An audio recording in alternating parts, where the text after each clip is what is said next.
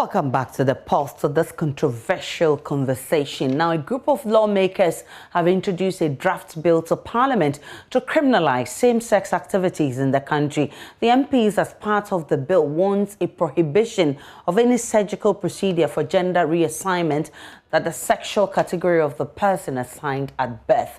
Now, the anti-LGBT plus legislators believe activities of homosexuals threatens the stability and structure of ethnic groups, arguing any endorsement of such practice would compromise the country's culture and moral values. The MPs also asked countries promoting the rights of LGBT plus persons to refrain from the use of threats or force against the independence of the state, citing the UN Charter, which recognizes the principal sovereignty of member states. Sam George is a lead member of the group and joins us for more via Zoom.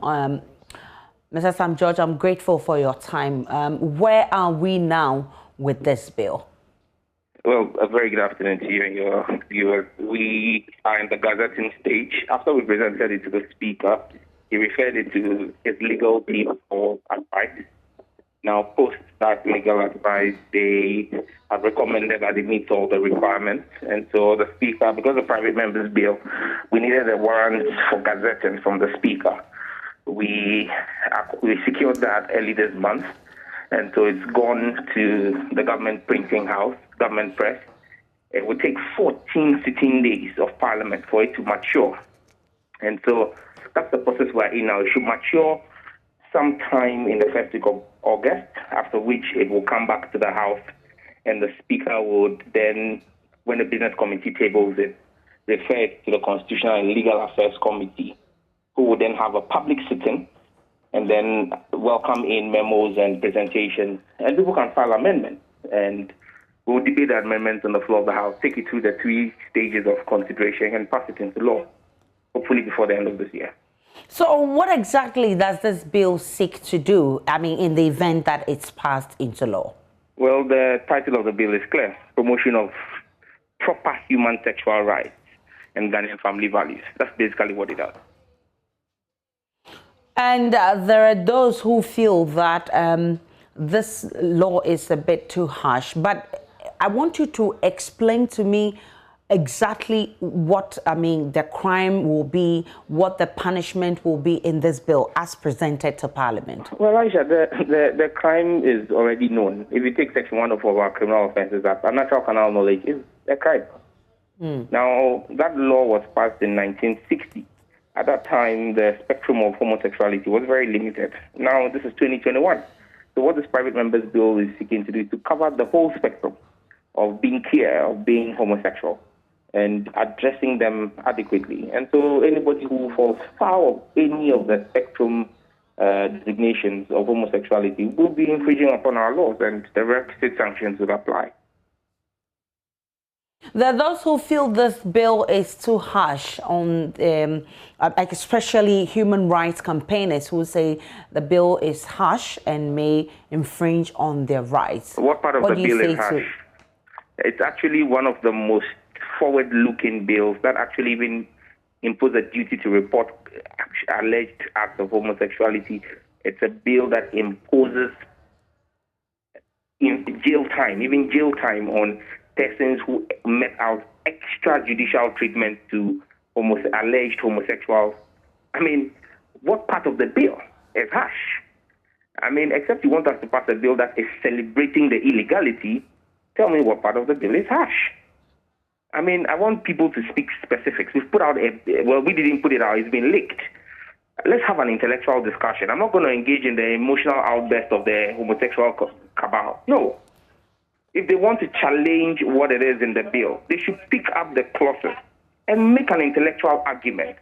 And I will respond with a counter-intellectual argument that would expose the paucity of their position.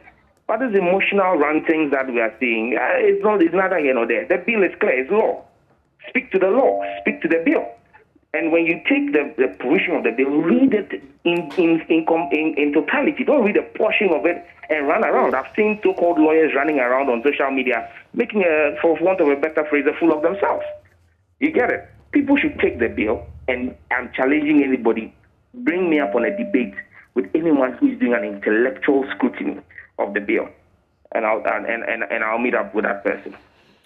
Mr. George, I mean, regarding the work that has gone into this and all things being equal, when exactly are we to see an anti-LGBTQ plus law fully passed? Well, I don't know about an anti-LGBTQ plus law. That's not the title of my bill. My bill is called the Promotion of Human Sexual Rights and Ghanaian Values Bill. That bill, hopefully before the end of 2021, before Parliament rises in December 2021, should become law. All right. Let me put you on hold and listen to Oliver Baka-Vomawo. He has described the draft as absurd in its current state. He's surprised that Parliament, with its capacity, put documents together. The Proper Human Sexual Rights and Ghanaian Family Values Bill 2021 was leaked onto the internet earlier, attracting heavy criticism from sections of social media. Listen to Baka-Vomawo. He's a lawyer. I don't have a problem with bullying persons who we suspect to be gay or people who are, deemed gay. But I think from what I have heard from this, what they have been saying consistently, even in promoting this bill and in talking about it, they would themselves be engaging in a criminal offense, because they would then be engaging in a process where, without any basis, they will be referring to certain persons as being gay or suspected of being gay. And that practice alone makes it difficult to know the real intent of what they are trying to do. Unless, of course, and it's a possibility that what they are trying to do is that craft a document which is so absurd that it doesn't even pass Parliament. And maybe that's what they are really committed to doing here. So, from your reading, that's your position. This is an absurd document which Parliament should not pass. Well, as far as I'm concerned, all I know is that it is a terribly drafted piece of legislation that goes beyond what it takes to do. And that is so absurd in the way it is drafted, terribly drafted, that one is inclined to wonder whether they are serious about the document. And this is not about me telling Parliament what they want to do or what they have to do. But I'm saying that I cannot see how a Parliament of Ghana properly elected can take those documents and pass it. It doesn't make sense. So, Mr. Sam, you heard Oliver Baka-Vomawo there. He's a lawyer himself, and he finds it problematic. In fact, he describes it as absurd in its current form.